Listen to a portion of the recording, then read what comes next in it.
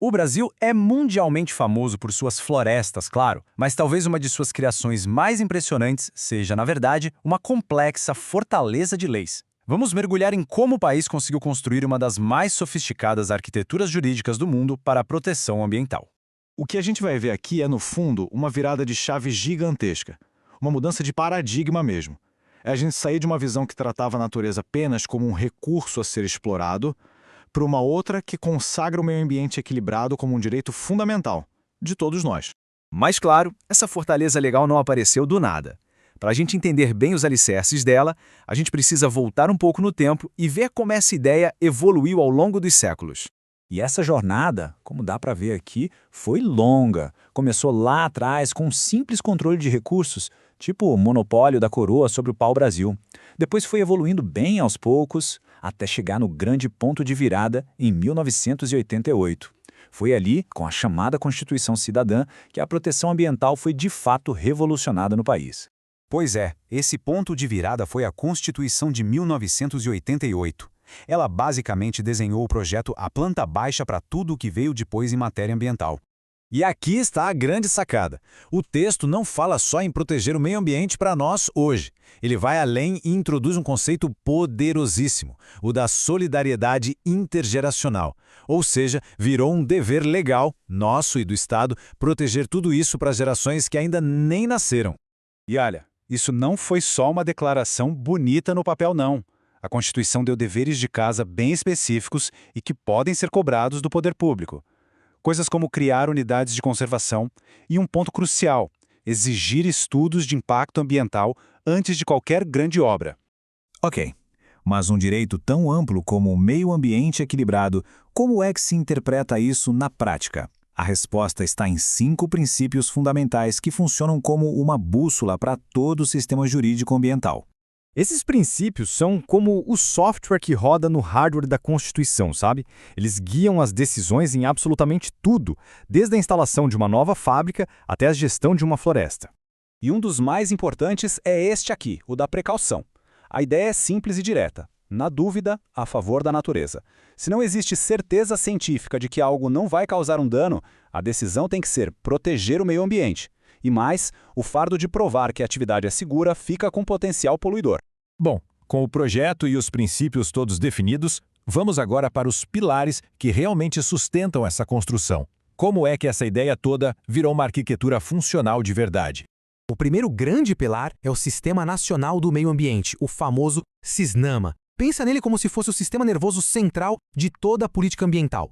É uma rede bem complexa que conecta todos os níveis de governo, sabe? Desde um conselho superior que assessora diretamente a presidência, passando por um conselho deliberativo com a participação da sociedade, o CONAMA, até chegar nos órgãos que estão na ponta, como o IBAMA e o ICMBio, fiscalizando e agindo no dia a dia. E essa ideia de equilíbrio aparece de forma brilhante no Sistema de Áreas Protegidas, o SNUC. Ele é inteligentemente dividido em 2 grandes categorias, uma de proteção integral, mais restrita, como parques nacionais, e outra que permite o uso sustentável dos recursos, como é o caso das reservas extrativistas. E este número aqui, 80%, ele representa um dos pontos mais importantes e também mais polêmicos do nosso Código Florestal. É a porcentagem de uma propriedade privada, lá na floresta amazônica, que precisa, por lei, ser preservada com vegetação nativa. E este gráfico mostra direitinho como essa exigência da reserva legal muda de acordo com o bioma. É um jeito de tentar equilibrar a produção agrícola com a necessidade de conservação em cada parte do país. Então vai de 80% na floresta amazônica, cai para 35% no cerrado dentro da Amazônia e fica em 20% na maioria das outras regiões. Com toda a estrutura montada, chegou a hora de abrir a caixa de ferramentas. Vamos dar uma olhada nos instrumentos específicos que fazem essa arquitetura toda funcionar na prática. E que caixa de ferramentas variada, hein? Tem de tudo um pouco. Tem as medidas preventivas, como o licenciamento ambiental, que serve para evitar o dano antes que ele aconteça, mas também tem sanções bem pesadas. Uma das leis mais notáveis é a de crimes ambientais, que de uma forma bem rara no mundo, permite que empresas e não só pessoas respondam criminalmente. E ainda tem políticas super inovadoras que chamam o setor privado para a responsabilidade. E mais recentemente, o sistema continuou evoluindo, passando a usar também instrumentos econômicos. A ideia é fazer a poluição pesar mais no bolso e a sustentabilidade valer mais a pena, o que foi feito através da reforma tributária. Bom, mas uma estrutura legal tão ambiciosa assim nunca fica parada no tempo, né? Ela é constantemente moldada, para não dizer pressionada, pelos ventos da política de cada momento.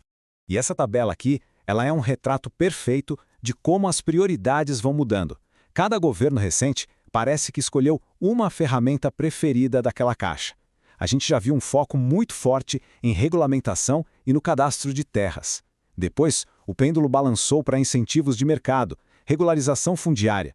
Em seguida, um período mais focado em infraestrutura e agora, mais recentemente, uma volta ao chamado comando e controle, que nada mais é do que intensificar a fiscalização direta contra o desmatamento.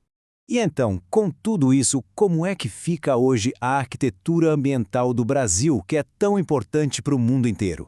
A grande conclusão que a gente pode tirar é que o desafio principal do Brasil não é mais a falta de leis. O país tem as leis. A verdadeira batalha, a que acontece todos os dias, é sobre a aplicação eficaz dessas leis. É ter vontade política e fazer o sistema todo funcionar de verdade, lá no chão da floresta e também na cidade. Isso tudo nos deixa com uma reflexão final. A fortaleza legal foi construída.